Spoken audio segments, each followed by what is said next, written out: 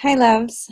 I am coming to you with a video on career and life transitions as seen through the birth chart and the current planetary transits. I'm actually using the mystery chart of one woman who's on this list. You will know who you are when you see the dates. And I may not speak so much specifically to your personal life path or career, but rather to the framework of, what is our purpose in the world and how can we activate and move towards our purpose. And then ultimately, if there are transitions that are happening in the current planetary transits, how can we use those energies to support our transition? So this mystery chart, which I will add the current planetary transits as of today, is what we'll be looking at. And basically, our life is encapsulated in this birth chart, and the planetary transits start to wake up those parts of our chart at different times and different moments. And we move through these cycles of growth from being born into the world as a little baby, through, let's say, the first Saturn cycle, the first 30 years of your life, learning the lessons of adulting or becoming an adult.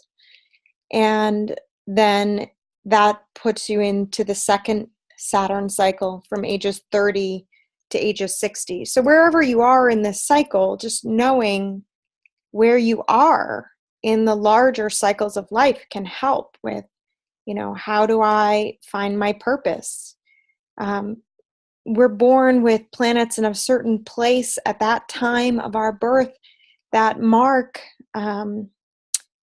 gateways into our own personal evolution. So gifts that we come into, collective experiences that we're born into, the family history and dynamics that we're born into, and then what are our lessons to learn? What are our gifts to give? What is our light in the world? So the luminaries, the sun and the moon, are most representative of our personal light, and the ascendant, which is the moment when we took our first breath. And a marker very much of that outward personality that the world sees, the body, often who we are to the world can be very different from who we are to our innermost self or in our most intimate relationships, in our work life versus our friend life.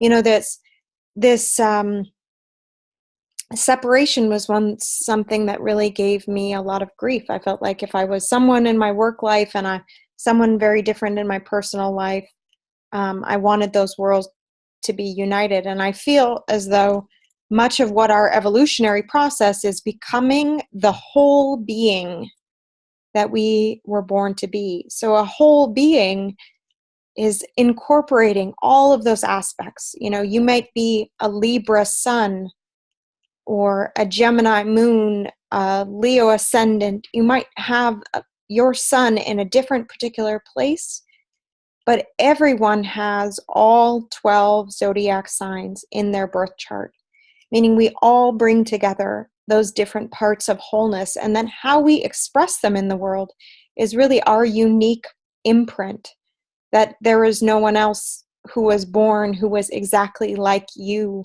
who is you, even though your spirit might reflect very similarly to someone else who has a Libra sun or whatever the case might be. So I just wanted to talk a little bit about some of the markers of our career, the main one being the midheaven or the 10th house. The 10th house has a lot to do with our career and our outer reputation in the world. In addition to the 10th house, the 6th house has to do with our daily work life. And the seventh house has to do with the partnerships, the business partnerships that relate to our personal relationships. So this Libra sun, someone who, generally is bright and friendly and has, a great desire for harmony, justice, balance in relationships. In that first house, all about the relationships to others. The first house opposes the seventh house. So these things that we're working out, and I also see the 10th house, opposing the fourth house. So what we do out in the world, our career, versus the foundations, the family, the structures that we come from. And in this instance, one of the things that I also look at very closely is, where is Chiron? Where are the wounds, or the wounded healer? Where does he land in the chart? Especially for the purpose of understanding, what is it that we are here to teach? What is it our gift to teach about? Quite often, I find that the wounds that we have, whether they come from childhood or relationships or traumas that happen, collective trauma or individual trauma, these wounds become a driving force for our own path, and that path becomes a place where we heal by teaching. So Chiron is the teacher. He is the medicine of the wound. It's like whatever that deep lesson is. And Saturn is the bringer of lessons, the bringer of time and structure and boundaries, is often the boss or the authority figure. So these representations in our chart can give us a glimpse into, what are we here to teach? What are the lessons or the learnings? Saturn is mastery, and Chiron is also representative of mastery. Because, when you're sick, when you're going into therapy because of a family wound, you're in a process of learning how to heal, how to become whole. Once again, it's like back to this whole chart perspective. When we're in that process, after some point, we're no longer attending to the wound. We are receiving the fruits or the benefits of mastering, of that practice that we've developed that grounds us in something spiritual, of those lessons that we've learned, and now we can behave or act or relate in a different way. Chiron being a masterful teacher, someone who in the story, in the mythology, doesn't heal his own wound, but then becomes a keeper of the wisdom of that wound and teaches others about it. So I would look in your chart, if I was looking, in terms of your life path and your career path. Also, a big pointer to that is the nodes. The north node being simply just a direction, and the south node being where we've come from. So the south node, often very familiar, very comfortable places for us to live, lessons that we've come through with, or people that we've known again and again. And this doesn't, you don't necessarily have to believe in past life or reincarnation to get that understanding of like, oh, this situation in my life, it feels familiar. Well, why does it feel familiar?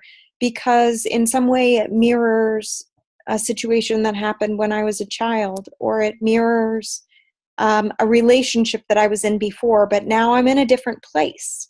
So our choice to evolve or really grow from that place that is comfortable, that feels familiar, to that place that is foreign, that feels like a stretch, that feels like a pattern interrupt or a break in our normal, quote unquote, way of being. And so in this case, this person has the North Node in Pisces in the 6th house. So really the day-to-day work and healing has a great deal to do with this person's life path and evolution. And I would say healing in terms of relationship, in relating to how the personal will and the energy, those fire energies, that drive, that motivation is harnessed in relationship in a way that is both nurturing, vulnerable, and, like the feeling of a safe home, being able to grow and expand your sense of home, being able to hold the most creative, most high, Pisces, being one of those signs that represents the artist, the creative, the musician, the yoga teacher, the spiritual teacher, the being that sees our interconnection with all things. And Cancer being the place that is home, ruled by the moon, by the feminine. And you can see the moon is in the 1st house here, conjunct the sun, which means that it was a new moon, it was dark, which actually kind of points to another thing I want to talk about, which is when making transitions, when to begin, when to seed those transitions. A new moon is a time of seeding. It's like this darkness. And I generally say to wait until a few days after the new moon when there's just a little bit of light before it, has become a crescent. But there's just the first light of the moon. This is the best time for planting the seed of your intentions. And then using the full cycle of the moon to evolve, to grow into those intentions as the light grows. And just remembering that it's not just a 30-day cycle, that each moon is connected to a much larger cycle of 6 months and a year. And, if, for example, you're wanting to leave a job that you've been in for a long time, right? Most of the time when we're ready to leave a job, it corresponds with a larger cycle, like a Saturn cycle. So for example, the 7-year mark is often 7, 14, 30. These are really corresponding to these Saturn cycles. They're places where we have reached a point of mastery and feel the challenge or the push into learning something new, expanding, growing, and or that there's some block that at this point we really can't go any further doing what we're doing. And it's time to let go and move on to a new thing. This is often when relationships find, a challenging point. The first 7 years, the Saturn square, the 7-year itch, these are all really directly connected to important cycles of our life. So having a reading and knowing where you are in your particular cycle with a particular relationship, and not to say that every job has to end at 7 years or every relationship ends at 7 or 14 or 30 years, but actually that we can face those challenges and take it upon ourselves to learn and grow. Like maybe that's the time when you're going back to school to learn something new. And rather than leaving the old job and beginning a new job or, going out on your own, that simultaneously while you're coming to the end of one cycle, you're preparing for the beginning of another cycle. It's like you don't necessarily move in to a new house without first kind of packing up your stuff and putting it all into boxes and then getting ready to, take it over to the new place where you're going to live and then unpacking it and seeing where everything goes. Well, a career transition is really the same. It's like, what have I done here and what's not working? We're currently in a Mercury. I'm going to change this so you can see the transits. We're in a Mercury retrograde, which is also happening while Saturn is at the very end of a sign. So ending its journey of 2.5 years, and really the last time that it's going to be in this place for the next 30 years. So whether you're at a point and where it's like, okay, I'm coming to the end of something, I can clearly see that this is going to be over soon. This Mercury retrograde, this is the time, depending on where Saturn is in your chart and where Mercury is, to go back and say, really, what have I learned? Like, what has been coming up again and again over the last 3 years, in which now I'm at a place where I can say, okay, I've mastered this. I'm ready to move on and, start packing up your stuff, start getting ready to move, knowing that, you might be in a new place and not necessarily know what's going to change there. It's very interesting, this analogy of moving, because I recently moved, and everything can change when you're living in a new place. All of a sudden you might have new grocery stores that you go to, or a new route to work that you drive, a new circle of friends, or even just the position of where your bed is and how well you sleep, and what, like all of these things happen, especially in career transitions. I've made the transition from being a full-time financial advisor to being an astrologer, which happened in this sort of simultaneous cycle, where while I was still working and still do some financial planning practice and consulting, I was in an apprenticeship learning, the techniques around astrology, and then beginning this process of giving readings and actually getting hands-on learning of like how practical this is applied to the life or the chart of an individual. And yet, even though this is a relatively new transition for me, it's actually the culmination of a 15-year cycle where I began in my own personal life learning about astrology, practicing astrology, seeing astrologers, studying, gathering information. So I've really gone through that Saturn cycle with this, to where now it's really clear to me that this is a role and a career path for me that will now take a particular Saturn cycle before I have, a full load of clients and am teaching it and am, doing the kind of extensive research that I want to do around trauma and healing family patterns, and looking at grief and looking at relationship cycles and collective evolution through the lens of astrology.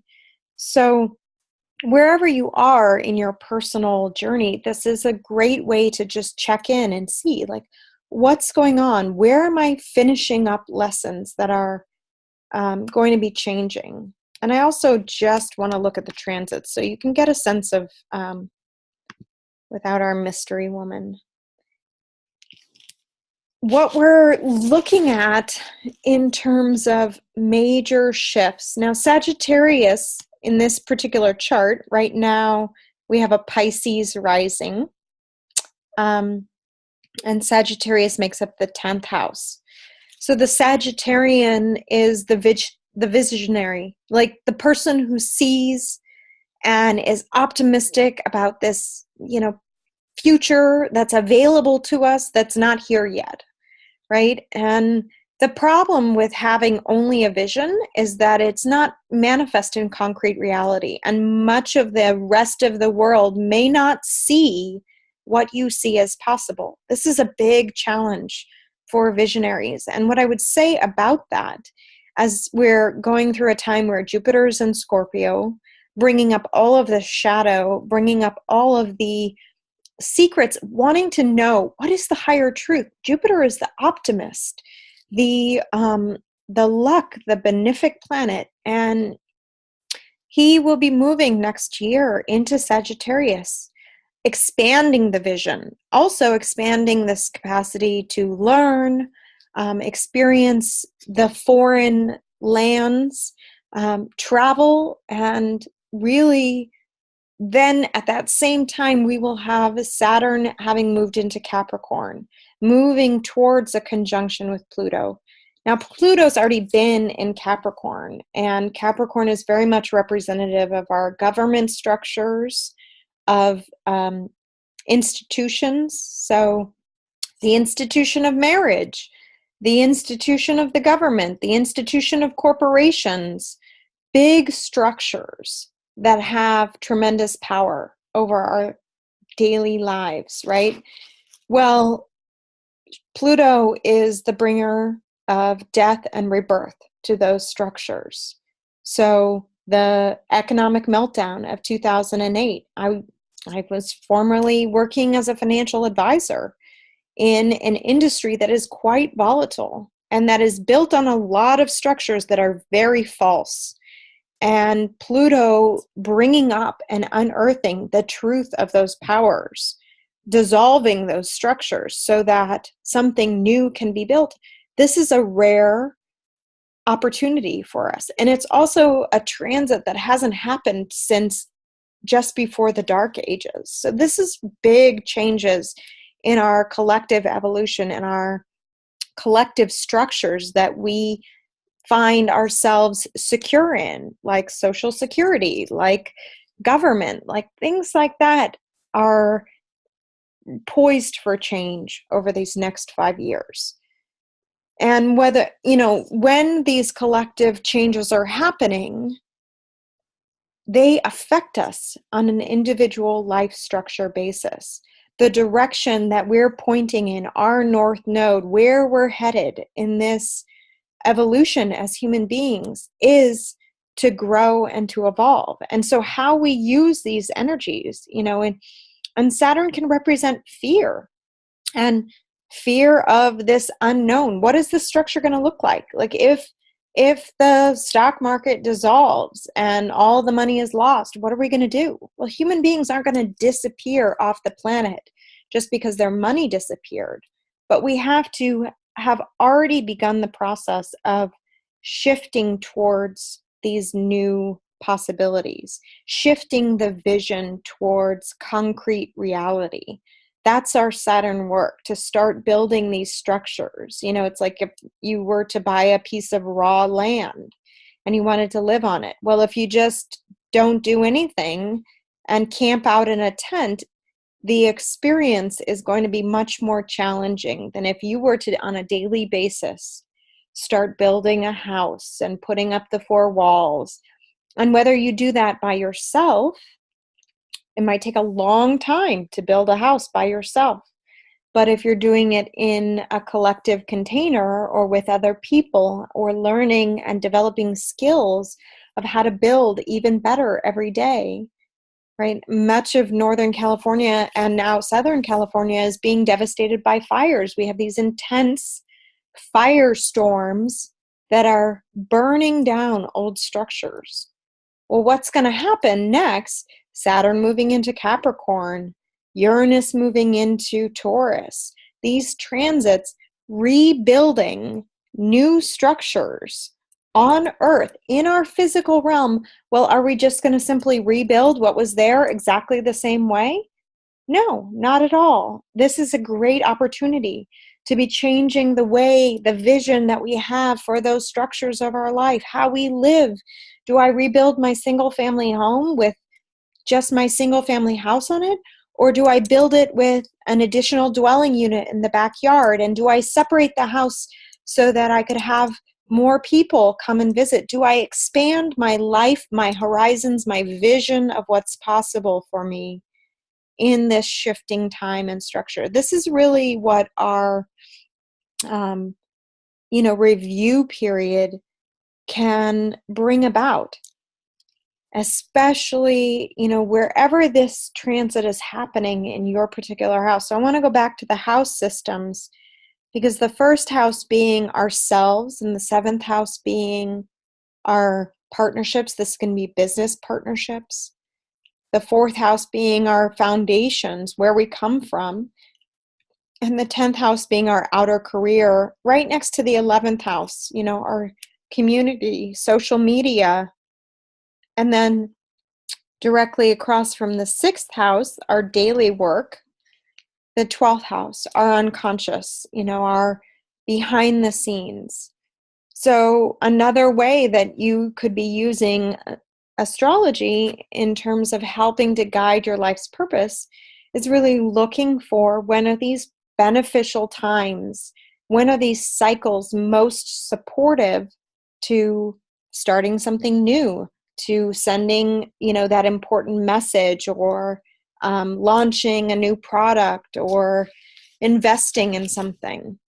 So rather than, signing a contract when Mercury's in retrograde, when it's very likely that something about that contract is going to be wrong, or will have to be renegotiated, or may not quite work for you, um, using this period to go back and review, okay, what's happening right now?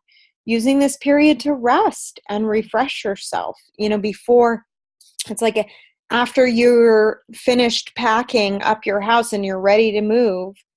Well, instead of like going right into moving and pushing to unpack and becoming exhausted, this is really a time when burnout could happen. And instead, pacing yourself, following the cycles of nature.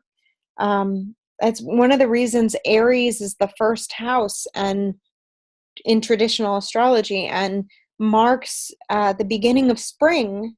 It's that cardinal sign, it's that fresh energy. So this winter time may not be the time to like start things over. It may be the time in which you go back to a project that you had started before, you go back to an idea you had before, and you look at it again and you say, well, what is it about this that didn't work in the past? Or what is still calling me here? What do I still feel alive and ignited by?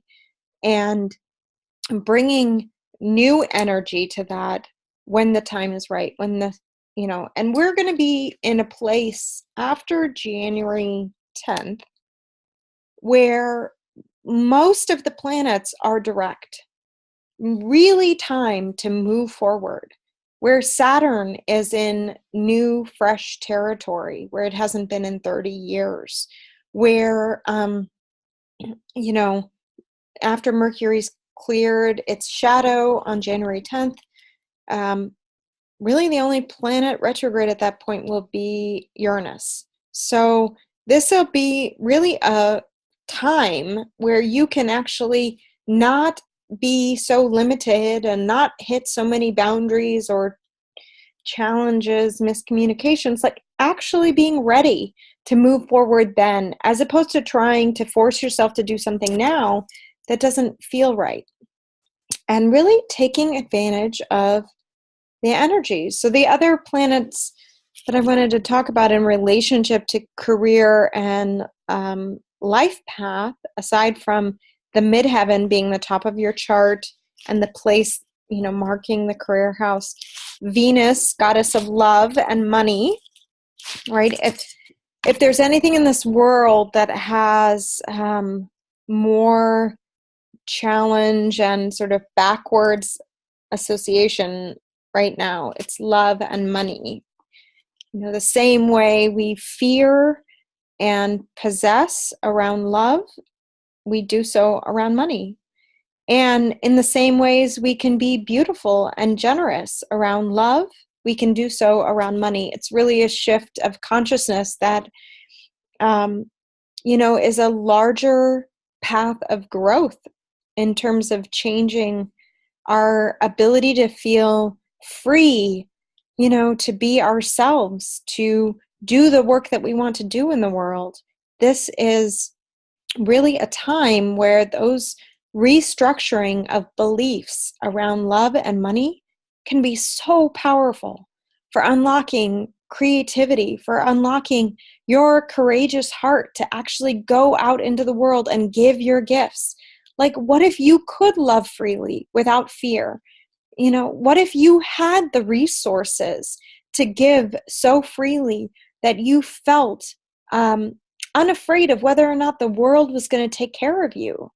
Moving from isolation and disconnection to connection and love. Like, these are really important challenges that we face as human beings right now.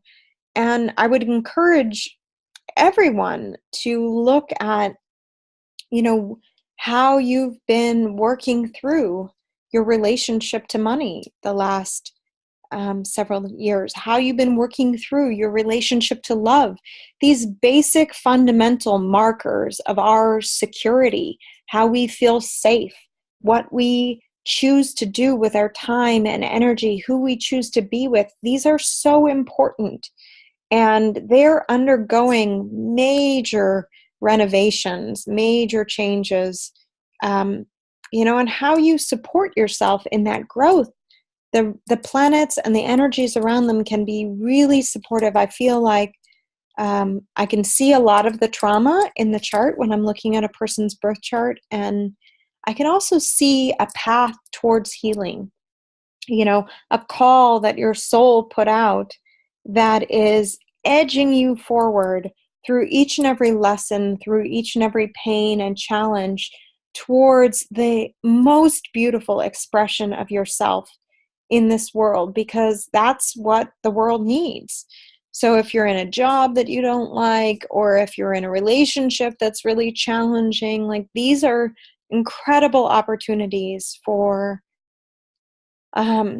unlocking things about yourself that you did not know existed. And I really, my intention with the astrology is to help bring that forward and bring forward the collective wisdom and healing that's possible. And, so I'm excited to share all of this with you.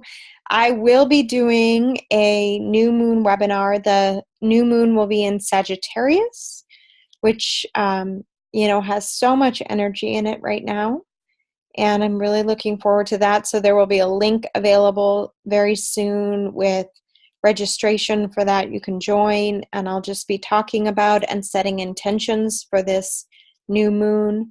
And I'm also planning a January class that will be a review of all the major transits for the year, as well as some intention setting. And for those who can join in person, making a prayer candle for the year with your personal birth chart on it. And for those who can't join in person, I'll be doing a recording that'll be available for purchase. So one of the things that I've been, really feeling is this ability to be in the gift. Like, so much of our life, our need to work, this commodification of our gifts has become a real burden on society, where the things that were once free, or the things that should be valued, are not free and not valued.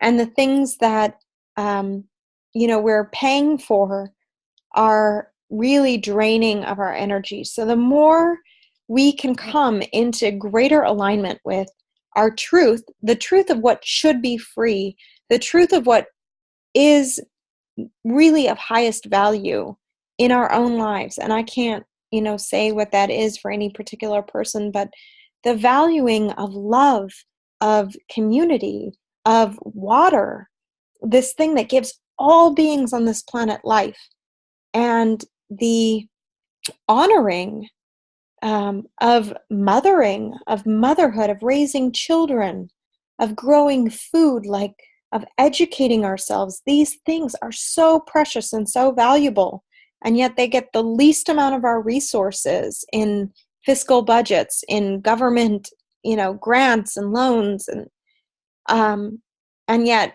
like, we pay thousands and thousands of dollars on an annual basis for things. And I spent a lot of time as a financial planner, like, looking very closely at what people spent money on.